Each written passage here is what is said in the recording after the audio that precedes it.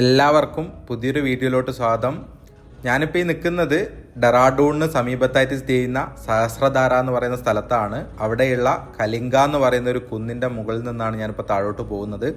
അപ്പോൾ അതിൻ്റെ വിശേഷങ്ങളൊക്കെ നിങ്ങൾ കഴിഞ്ഞ വീഡിയോയിൽ കണ്ടിട്ടുണ്ടാവും. കാണാത്തവർ ഈ വീഡിയോ കണ്ട ശേഷം അതൊന്ന് പോയി കണ്ടാൽ നല്ലതാണ്. ഇനി നമുക്ക് ഇവിടെയുള്ള ഈ ഒരു ശിവക്ഷേത്രവും അതിനോട് ചേർന്ന് കിടക്കുന്ന ചെറിയൊരു ഗുഹാ സമുച്ചയമുണ്ട്.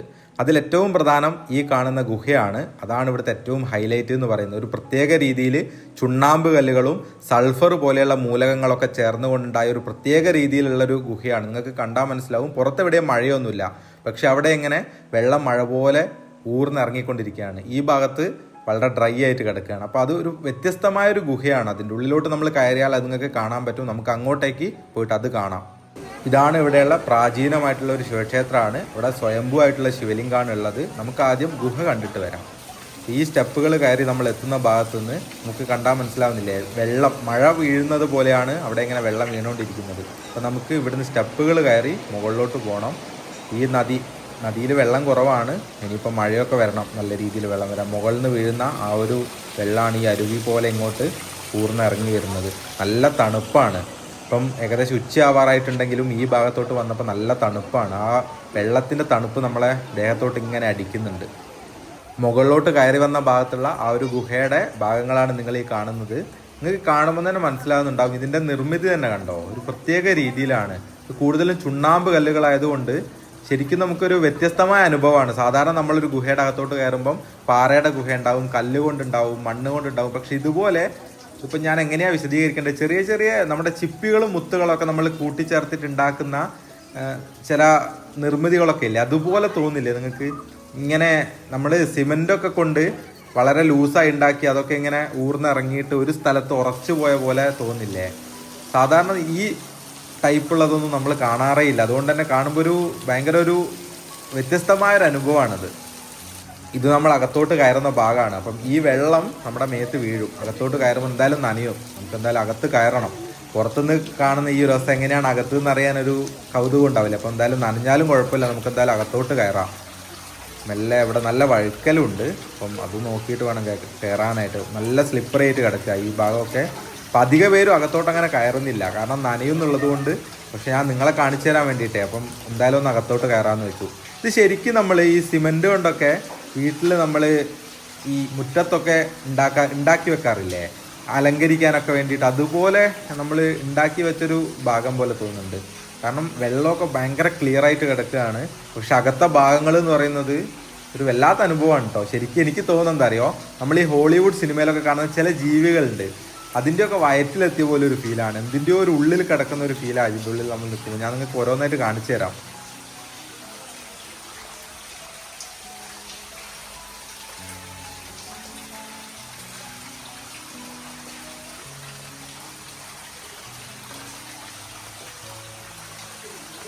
ഇതിൻ്റെയൊക്കെ വിടവിലൂടെ താഴോട്ട് വെള്ളം അങ്ങനെ ഊർന്നിറങ്ങുന്നുണ്ട്.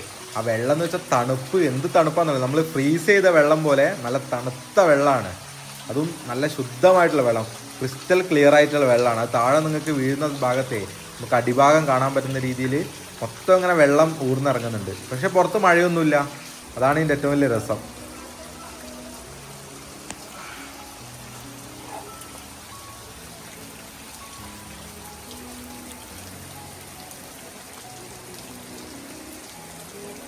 ഞാൻ അവിടെ നിന്ന് ആ ഒരു ശിവക്ഷേത്രത്തിലൂടെ പോകണമെന്ന് വിചാരിച്ചിരുന്നു. പക്ഷെ അവിടെ ക്ഷേത്രം അടച്ചുപോയി. അപ്പം ഇനി വൈകുന്നേരം 4 മണിക്കേ തുറക്കുള്ളൂ. അത്രയും നേരം നമുക്ക് അവിടെ നിൽക്കാൻ സമയമില്ല. കാരണം എനിക്ക് ഇന്നത്തെ ഒരു ദിവസം കൂടി ഇവിടെയുള്ളൂ. നാളെ ഇവിടുന്ന് പോവുകയാണ്. അപ്പം ഇനി ഇവിടുന്ന് പോകാനുള്ളത് ഒരു ടിബറ്റൻ ആരാധനാലയ സമുച്ചയമുണ്ട് ഇവിടെ. അതായത് ടിബറ്റിൽ നിന്ന് വന്ന ആളുകൾ കൂട്ടത്തോടെ താമസിക്കുന്ന ഒരു സ്ഥലമുണ്ട്. അവിടെ നമുക്ക് കൂറ്റനായിട്ടുള്ള പ്രതിമകൾ, അതുപോലെ തന്നെ അവരുടെ ആരാധന രീതിയായിട്ട് ബന്ധപ്പെട്ട കാര്യങ്ങളൊക്കെ കാണാനുണ്ട്. അപ്പോൾ ഇവിടുന്ന് ഒരു 10-20 കിലോമീറ്റർ നമുക്ക് യാത്രയാണ്ട്. ഞാൻ ഇവിടുന്ന് ഒരു ഊബർ ബുക്ക് ചെയ്തതാണ്. അപ്പം ബൈക്കാണ്. ഇനിയിപ്പോൾ ഇവിടുന്ന് നമ്മൾ ആ സ്ഥലത്ത് പോയിട്ട് അവിടെ എത്തുമ്പോഴത്തേക്ക് എന്തായാലും ഉച്ച കഴിയും. അപ്പം ഭക്ഷണം പോകുന്ന വഴിക്ക് ചെറുതായിട്ട് എന്തെങ്കിലുമൊക്കെ കഴിക്കാമെന്നാണ് വിചാരിക്കുന്നത്. വലിയ രീതിയിലൊന്നും കഴിക്കുന്നില്ല, കാരണം അതിന് സമയം പോക്കാനില്ല. നമുക്ക് മാക്സിമം സ്ഥലങ്ങൾ കണ്ട് തീർക്കുക എന്നുള്ളതാണ്. അപ്പോൾ ഈ ഒരു ദിവസം കൂടി ഉള്ളതുകൊണ്ട് അവിടെ പോയിട്ട് ആ ഭാഗങ്ങളൊക്കെ ഒന്ന് കവർ ചെയ്യണമെന്നുണ്ട്. നമുക്കിനി അവിടെ പോയിട്ട് നോക്കാം എങ്ങനെയുണ്ട് എന്നൊക്കെ. ഈ ടിബറ്റൻ ആളുകൾ താമസിക്കുന്ന ഒരു സ്ഥലമാണത്. നമുക്ക് അവിടെ പോയിട്ട് ആ വിശേഷങ്ങളൊന്ന് കണ്ടുവരാം. ഇതാണ് ആ ഒരു ടിബറ്റൻ കേന്ദ്രം എന്ന് പറയുന്നത്. ഞാൻ നേരത്തെ പോയ സ്ഥലത്ത് നേരെ ഓപ്പോസിറ്റ് ഭാഗത്താണ്, അതായത് ഡെറാഡൂണിൻ്റെ ഓപ്പോസിറ്റ് സൈഡിലാണ് ഈ ഭാഗം സ്ഥിതി ചെയ്യുന്നത്. അപ്പോൾ നിങ്ങൾക്ക് ഇവിടെ നോക്കിയാൽ തന്നെ മനസ്സിലാവുന്നുണ്ട്, അത് ബുദ്ധൻ്റെ ഒരു പൂർണ്ണകായ പ്രതിമയാണ്. അതിമനോഹരമായൊരു പ്രതിമയല്ലേ. ശരിക്കും അതിൻ്റെ ഒരു വലുപ്പം നോക്ക്. അത് നിർമ്മിച്ചതിൻ്റെ ഒരു പ്രത്യേക രീതിയിൽ ഒരു ഗോൾഡൻ ഷെയ്ഡിലാണ് ഇവരത് ഉണ്ടാക്കിയിട്ടുള്ളത്. ഏക്കർ കണക്കിന് സ്ഥലമുണ്ട് ഇവിടെ ഇതുപോലെയുള്ള ഒരുപാട് കാര്യങ്ങൾ നമുക്ക് നടന്ന് കാണാനുണ്ട്. ആ പ്രതിമ തന്നെ നിങ്ങൾ കണ്ടില്ല, എന്ത് ഭംഗിയാണത്. നമുക്ക് ഇനി അതിൻ്റെ അടുത്ത് പോയിട്ട് ആ സ്റ്റെപ്പ് കയറിയിട്ട് നമുക്ക് അതിൻ്റെ കാലിൻ്റെ ഭാഗത്തോട്ടൊക്കെ പോകാൻ പറ്റും. ഇത് മൊത്തം ഒരു ടിബറ്റൻ കോളനിയാണ്. ഇവിടെ ടിബറ്റിലെ ആളുകൾ ഒരുപാട് പേര് താമസിക്കുന്നുണ്ട്. സർക്കാർ അവർക്ക് വേണ്ടി വിട്ടുകൊടുത്തതാണ്. അതായത് ദലൈലാമ ഇന്ത്യയിലോട്ട് അഭയം തേടി വന്ന സമയത്ത് അവർക്ക് ഇവിടെ ഉത്തരാഖണ്ഡിൽ ഈ ഡെറാഡൂണിൽ വലിയൊരു സ്ഥലം നമ്മുടെ രാജ്യം കൊടുക്കുകയും അവർക്ക് അഭയം കൊടുക്കുകയും ചെയ്തു. അങ്ങനെ അഭയം കൊടുത്തതിൻ്റെ പേരിലാണ് നമ്മൾ ഇന്ത്യ ചൈന യുദ്ധത്തിലേക്കൊക്കെ നയിച്ച സംഘർഷങ്ങളൊക്കെ ഉണ്ടായത് നമ്മൾ പഠിച്ചിട്ടുണ്ട്. അപ്പം എന്തായാലും ഇവിടെ ഏറ്റവും കൂടുതൽ താമസിക്കുന്നത് ഈ വിഭാഗത്തിൽപ്പെട്ട ആളുകളാണ്.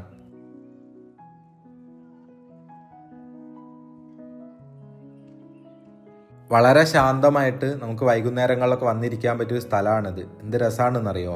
ഒരുപാട് ആളുകൾ വരുന്നുണ്ട്, പക്ഷെ അധികം ബഹളമൊന്നുമില്ല. എല്ലാവരും വളരെ ശാന്തമായി ഇവിടെയുള്ള ഓരോന്നും കണ്ടുപോവാണ്.